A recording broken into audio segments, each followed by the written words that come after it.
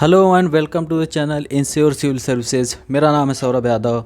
हम लोगों ने यहाँ पर शुरू किया है समीक्षा अधिकारी, सहायक समीक्षा अधिकारी, लोक सेवा आयोग, समीक्षा अधिकारी, सहायक समीक्षा अधिकारी, हाई कोर्ट के लिए उत्तर प्रदेश स्पेशल की बूस्टर सीरीज, जिसमें हम लोग एक लेक्चर कवर कर चुके हैं, जिसमें बहुत ही महत्वपूर्ण 10 क्वेश्चंस को हम लोगों ने रखा था और हम लोगों ने देखा कुछ हमने क्वेश्चन भी पूछा था लोगों से कि आप लोग बताइए अगर आपको बिहार स्पेशल का लेक्चर चाहिए, उत्तराखंड स्पेशल का लेक्चर चाहिए, तो सिर्फ कम से कम व्यू तो 550 करीब आ गए हैं, लेकिन सिर्फ 4 से 5 लोगों ने कहा है कि उत्तराखंड का लेक्चर चाहिए और एक लोगों ने कहा है बिहार का लेक्चर चाहिए, बिहार स्पेशल का। तो अभी तो आप लोग अगर चाहिए लेक्चर तो कमेंट करिए, उसके बाद देखा जाएगा। तो चलिए आज का लेक्चर हम लोग देखते हैं। आज के लेक्चर में 10 क्वेश्चन। पहला क्वेश्चन है रूमी दरवाज़ा कहाँ स्थित है। रूमी दरवाज़ा कहाँ स्थित है, याद रखिएगा। रूमी दरवाज़ा लखनऊ में है, लखनऊ में स्थित है। बड़ा इमाम बाड़ा की तर्ज पर नवाब आसफुद्दौला ने इसका निर्माण करवाया था 1783 ईस्वी में। बड़ा इमाम बाड़ा की तर्ज पर रूमी दरवाजे का निर्माण भी अकाल राहत प्रोजेक्ट के अंतर्गत किया गया है। नवाब आसफुद्दौला, याद रखिएगा, नवाब आसफुद्दौला ने 1783 ईस्वी में इसको बनवाया था। क्यों बनवाया था? अकाल राहत पर, ताकि लोगों को रोज़गार मिल सके। तो बड़ा इमाम बाड़ा जो है भूल भुलैया यहाँ पर आप जाएंगे कभी तो देखिएगा इसको। तो बड़ा इमाम बाड़ा की ही तर्ज पर रूमी दरवाजे का निर्माण भी करवाया गया है। याद रखिएगा यह लखनऊ में है, उत्तर प्रदेश की राजधानी लखनऊ। ओके, आप लोगों के लिए एक क्वेश्चन है, उत्तर प्रदेश की राजधानी लखनऊ कितने ज़िलों के साथ सीमा साझा करती है और वह कौन कौन से ज़िले हैं, इसको आप लोग कमेंट करिएगा। ठीक है, आगे चलते हैं। दूसरा क्वेश्चन है बहू बेगम का मकबरा कहाँ स्थित है। बहू बेगम का मकबरा कहाँ स्थित है? तो बहू बेगम का मकबरा अयोध्या में स्थित है। बहू बेगम का मकबरा नवाब सुजाउद्दौला, अवध के नवाब सुजाउद्दौला, ठीक है, अवध के नवाब सुजाउद्दौला ने इसका अपनी प्रिय पत्नी की याद में इसका निर्माण करवाया था, इसको बनवाया था बहू बेगम का मकबरा। और यह मकबरा अयोध्या में है, जो पहले फैजाबाद था अब अयोध्या में है। इसको पूर्व का ताजमहल भी कहा जाता है, पूर्व के ताजमहल की इसको संज्ञा दी जाती है। नवाब सुजाउद्दौला वही हैं जो 1761 में पानीपत का तृतीय युद्ध हुआ था, जिसमें इन्होंने अफगानों और मराठों के बीच हुआ था पानीपत का तृतीय युद्ध, जिसमें इन्होंने अहमद शाह अब्दाली का साथ दिया था। याद रखिएगा, इन्होंने अहमद शाह अब्दाली का साथ दिया था और मराठों की तरफ से थे सदाशिवराव भाऊ, विश्वास राव।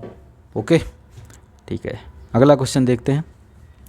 निम्न में से कौन सही सुमेलित नहीं है? ये उत्तर प्रदेश पीसीएस मेंस 2012 में पूछा गया है, तो इसको जरूर, बहुत ही महत्वपूर्ण क्वेश्चन, यहाँ से 3-4 क्वेश्चन बनते हैं, तो इसको देख लीजिए। कबीर पंथियों का पवित्र तीर्थस्थल मगहर है संत कबीर नगर में। संत कबीर नगर जो है वो कबीरदास जी के ही नाम पर इसका नाम रख दिया गया है। ऐसा पहले से मान्यता थी कि जो भी यहाँ पर जिसकी मृत्यु होगी, मगहर में डेथ होगी, तो उसको नर्क की प्राप्ति होगी। तो कबीर जी इस भ्रांति को ख़त्म करने के लिए खुद मगहर गए और अपनी अंतिम सांस वो वहीं पर लिए। तो इनके सम्मान में, कबीर जी के सम्मान में संत कबीर नगर ज़िले का नाम रख दिया गया है और ये मगहर है। याद रखिएगा, मगहर आमी नदी के तट पर है। आमी नदी के तट पर मगहर है, याद रखिए। भगवान बुद्ध का निर्वाण स्थल कुशीनगर, भगवान बुद्ध का निर्वाण स्थल कुशीनगर में। ओके, कुशीनगर में। और भगवान बुद्ध जी ने सबसे पहला उपदेश अपना कहाँ पर दिया था? तो सारनाथ कहाँ है? वाराणसी में। ठीक है। सूफी संत हाजी वारिस अली शाह की दरगाह है कहाँ पर? देवा शरीफ जगह है, देवा शरीफ नाम है, देवा शरीफ बाराबंकी ज़िले में है। देवा शरीफ बाराबंकी ज़िले में लखनऊ से कुछ ही दूर पर है। ठीक है, लखनऊ से कुछ ही दूर पर है। सूफी संत हाजी वारिस अली शाह की दरगाह है, जहाँ पर मेला भी लगता है और मेले से रिलेटेड भी क्वेश्चन सुमेलित करने के लिए या सीधे पूछ दिए जाते हैं, तो इस प्रकार से आता है। ठीक है, 88,000 ऋषियों की तपस्थली संकीसा नहीं है, 88,000 ऋषियों की तपस्थली है, ये देखिए, नैमिसारण्य सीतापुर ज़िले में, नैमिसारण्य जगह है, सीतापुर ज़िले में है। 88,000 ऋषियों की तपस्थली, ऐसा मार्कंडेय पुराण में अनेक बार इसका उल्लेख मिलता है कि 88,000 ऋषियों की तपस्थली के रूप में इसका उल्लेख आया है। और ऐसा यहाँ पर यह भी है कि नैमिसारण्य का प्रायः प्राचीनतम उल्लेख वाल्मीकि रामायण के युद्धकांड की पुस्तिका में प्राप्त होता है। पुस्तिका में उल्लेख है कि लव और कुश ने गोमती नदी के किनारे राम के अश्वमेध यज्ञ में 7 दिनों में वाल्मीकि रचित काव्य का गायन किया। ठीक है। तो जैसे है ना, यूट्यूब पे आप डालेंगे हम कथा सुनाते हैं, हम कथा सुनाते हैं, इस प्रकार से है पूरा, आप देखिएगा। तो ये यहाँ पर 88,000 ऋषियों की तपस्थली है, संकीसा नहीं है, नैमिसारण्य सीतापुर में। याद रखिए, कबीर पंथियों का तीर्थ स्थल मगहर, मगहर आमी नदी किनारे, ओके, संत कबीर नगर में। भगवान बुद्ध का निर्वाण स्थल कुशीनगर में। सूफी संत हाजी वारिस अली शाह की दरगाह देवा शरीफ बाराबंकी जिले में, जहाँ पर मेला भी लगता है। 88,000 ऋषियों की तपस्थली है, नैमिसारण्य सीतापुर। ओके, अगला क्वेश्चन देखते हैं, क्वेश्चन नंबर 4 बहुत महत्वपूर्ण। महर्षि वाल्मीकि का आश्रम ब्रह्मवर्त में स्थित था, जो वर्तमान में है बिठूर। बिठूर, बिठूर कहाँ है?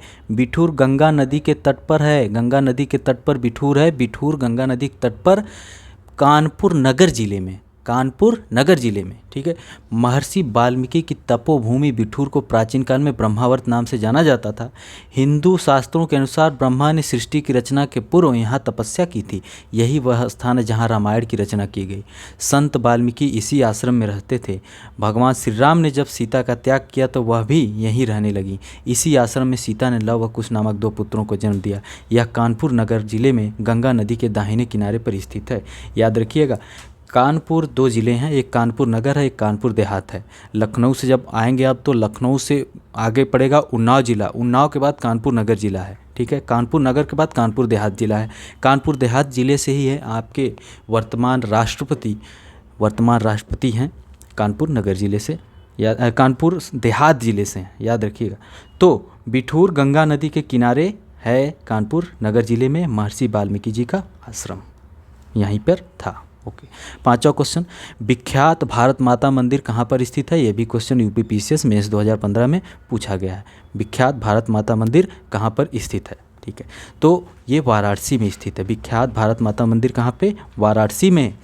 इसके बहुत महत्वपूर्ण चीज़ है यहाँ पे देखिएगा कि भारत माता मंदिर महात्मा गांधी काशी विद्यापीठ वाराणसी के प्रांगण में है। इसका निर्माण डॉक्टर शिव प्रसाद गुप्त ने कराया और उद्घाटन सन 1936 ईस्वी में गांधी जी द्वारा किया गया, महात्मा गांधी जी द्वारा किया गया।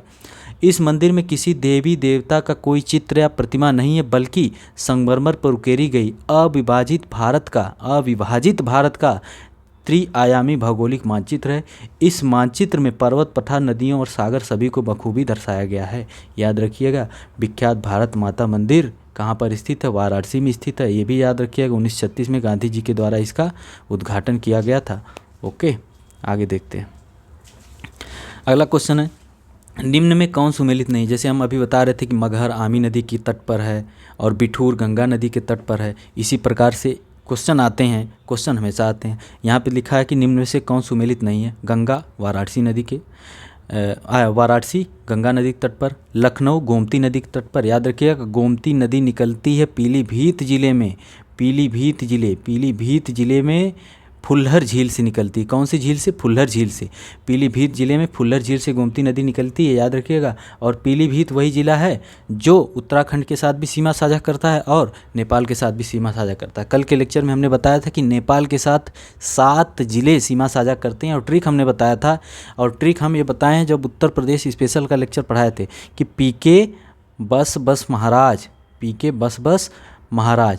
तो पी से पीलीभीत, के से लखीमपुर खीरी, बी से बहराइच, एस से श्रावस्ती, बी से बलरामपुर, एस से सिद्धार्थनगर, महाराज से महाराजगंज। याद रखिएगा, यही पीलीभीत है।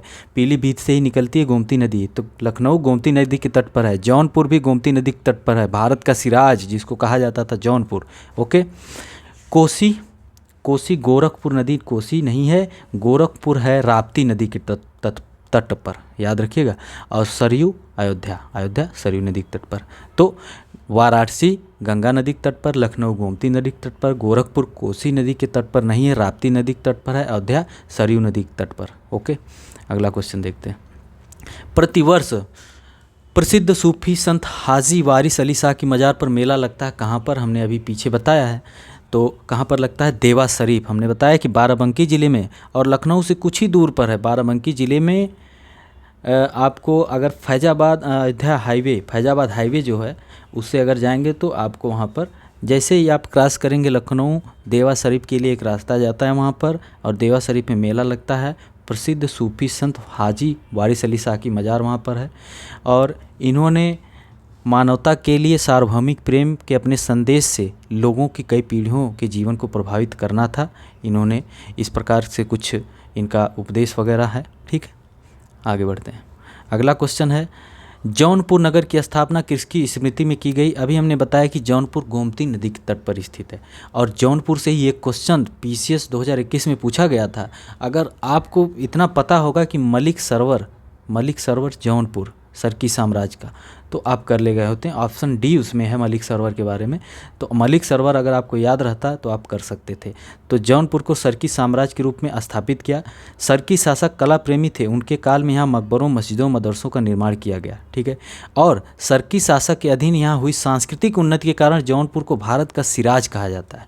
याद रखिएगा, भारत का सिराज कहा जाता है। जौनपुर की शहर की स्थापना 14वीं शताब्दी में फिरोज शाह तुगलक ने अपने चचेरे भाई मोहम्मद बिन तुगलक की याद में इसका नाम रखा, जिसका वास्तविक नाम जौना खां था। ठीक है, याद रखिएगा। तो जौनपुर नगर की स्थापना किसने की थी, किसकी याद में की गई? तो मोहम्मद बिन तुगलक, जिसका नाम जौना खां था। किसने करवाया? तो फिरोज शाह तुगलक ने जौनपुर नगर की स्थापना की। ओके, याद रखिएगा, इसको भारत का सिराज कहा जाता था।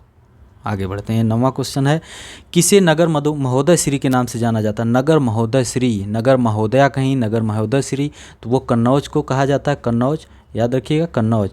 ठीक है, रामगंगा नदी कन्नौज के पास ही आकर गंगा में मिलती है, ये भी याद रखिएगा। नगर महोदय श्री कहा जाता है। और जो 1194 में चंदावर का युद्ध हुआ था, चंदावर, तो जयचंद कहाँ से थे? कन्नौज से। ठीक है, जयचंद, ठीक है, जयचंद। 1194 में चंदावर का युद्ध हुआ। जयचंद और किसके बीच हुआ था? मोहम्मद गौरी के बीच हुआ था, जिसमें जयचंद की पराजय हुई थी। याद रखिएगा। और कन्नौज को इत्र नगरी के नाम से भी जाना जाता है। कन्नौज इत्र नगरी। ओके, अगला क्वेश्चन है, कालपी नगर किस नदी के तट पर है?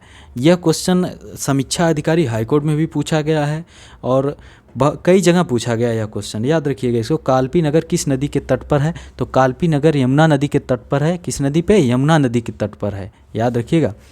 और यह महर्षि वेदव्यास का जन्म स्थान, महर्षि वेदव्यास। कालपी प्राचीनतम काल में कालप्रिया नगरी से विख्यात थी। इस समय का शासक यहाँ पे थे, कौन थे? राजा वसुदेव ने इसको बसाया था। बीरबल का जन्म स्थान यहीं पर है। कालपी से थोड़ा और ऊपर जाएंगे आपको कासगंज दिखेगा। कासगंज ज़िला है। और कहा जाता है कि अमीर खुसरो, जिसको भारत का तोता कहा जाता है, तूतीय हिंद अमीर खुसरो, उनका भी जन्म पटियाली कासगंज में हुआ है। याद रखिए, पटियाली कासगंज। ठीक है, तो कालपी नगर किस नदी के तट पर है? तो यमुना नदी। वेद व्यास जी की जन्म स्थान, बीरबल जी का जन्म स्थान, याद रखिएगा, क्वेश्चन पूछे गए। तो आज के लिए इतना ही क्वेश्चन है। इसी प्रकार के और भी लेक्चर आएगी इस बूस्टर सीरीज के अंतर्गत। साथ ही ज्योग्राफी में कुछ बूस्टर सीरीज लाई जाएगी, वर्ल्ड ज्योग्राफी से रिलेटेड और इंडिया ज्योग्राफी से रिलेटेड। बूस्टर सीरीज में वही चीज़ें रखी जाएंगी जो आपके आने वाले एग्ज़ाम समीक्षा अधिकारी लोक सेवा आयोग, समीक्षा अधिकारी हाई कोर्ट और साथ ही साथ आपका बिहार पीसीएस, उत्तराखंड पीसीएस या और भी कोई एग्ज़ाम है, अगर नवंबर, दिसंबर, जनवरी या पीसीएस 2022 की भी अगर बात करें तो उसके लिए भी बहुत ही महत्वपूर्ण साबित होगा। तो आज के लिए इतना ही। बहुत बहुत धन्यवाद।